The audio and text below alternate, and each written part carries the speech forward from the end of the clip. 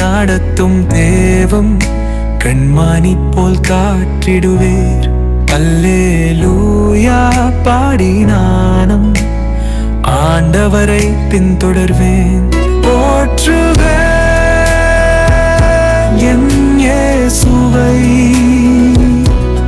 போற்றுவேன் என் நேசரை.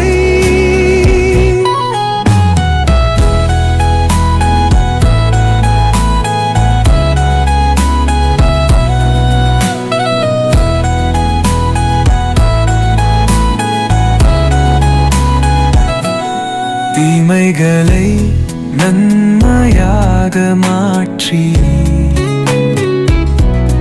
என்னை என்றும் மகிழ செய்வி. Praise the Lord, hallelujah. Zion வேதாகம ஆய்விற்கு அன்போடு கூட இயேசு கிறிஸ்துவின் நாமத்தில் உங்களை வரவேற்கிறேன்.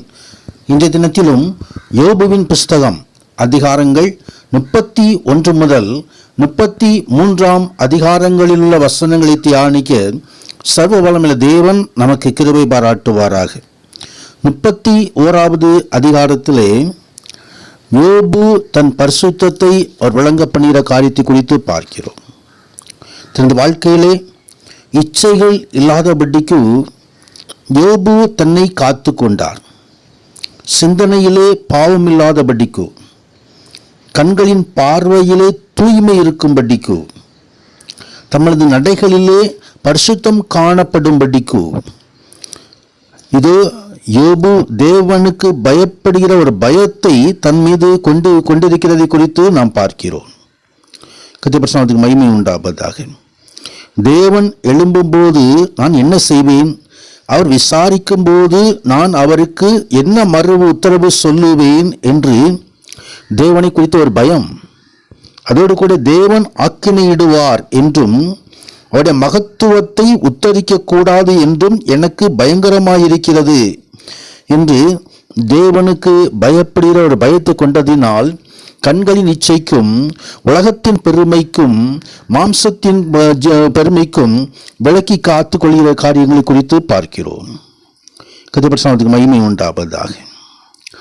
ஆம், யோபு எளியவர்களை வஞ்சிக்கிறதை அவன் கொண்டிருக்கவில்லை.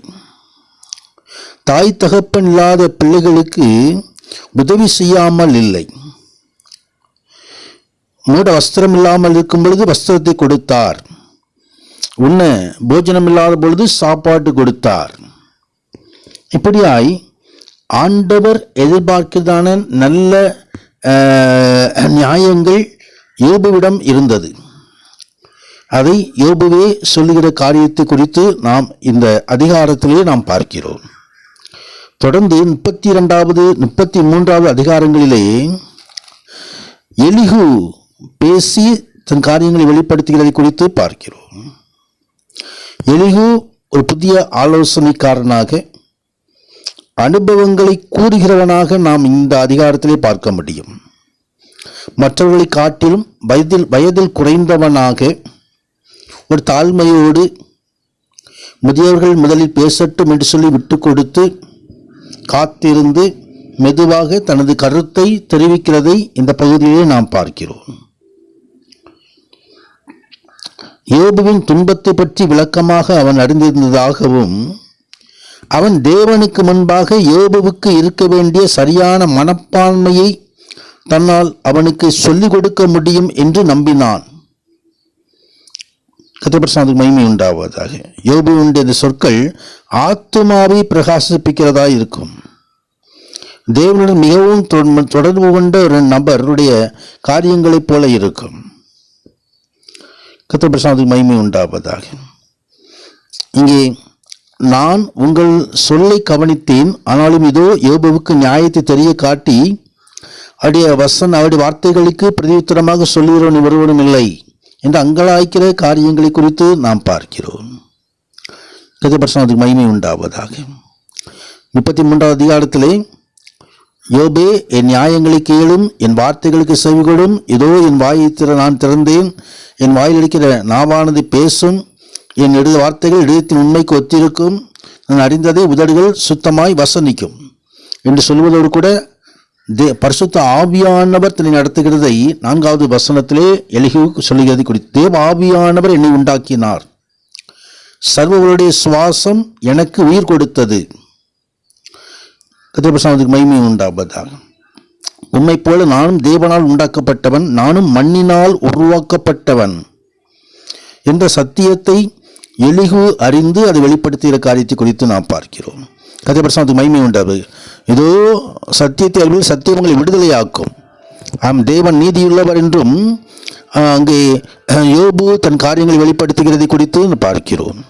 கர்த்தருடைய மகிமை உண்டாவதாக. அதோடு கூட இயேசு கிறிஸ்துவை குறித்த மீட்பரை குறித்ததான 1000 ஒருவராகிய சமாசி பன்னிகருடைய தூதனானவர் மனுஷனுக்கு நிதானத்தை அறிவிக்கும்படி அனுசரியாயிருந்தார் என்று சொல்லி கிறிஸ்துவை குறித்து வெளிப்பாட்டை தருகிறதை குறித்து பார்க்கிறோம். தூதனானவர் என்று வரும்பொழுதெல்லாம் பழைய ஏற்பாட்டில் அது கிறிஸ்துவை குறிக்கிறது. தேவனை நோக்கி விண்ணப்பம் பண்ணும்போது அவருடைய சமூகத்தை கம்பீரத்தோடே பார்க்கும்படி அவர் அவன் மேல் பிரியமாகி மனுஷனுக்கு நீதியின் பலனை கொடுப்பார் என்று சொல்லி தேவன் ஜெபத்திற்கு பதில் தருகிறவர் என்றும் ஜெபத்தால் நாம் ஜெயம் பெற முடியும் என்பதையும் இந்த பகுதியிலே சொல்கிறதை குறித்து பார்க்கிறோம். தேவன் தாமே இந்த வார்த்தைகளை தியானிக்க நமது வாழ்க்கையில் கர்த்தர் மகிமையான ஆசீர்வாதங்களை கட்டளையிடுவாராக. பரிசுத்தநாமத்துக்கு மகிமை உண்டாவதாக. ஆமேன், ஆமேன். God bless you.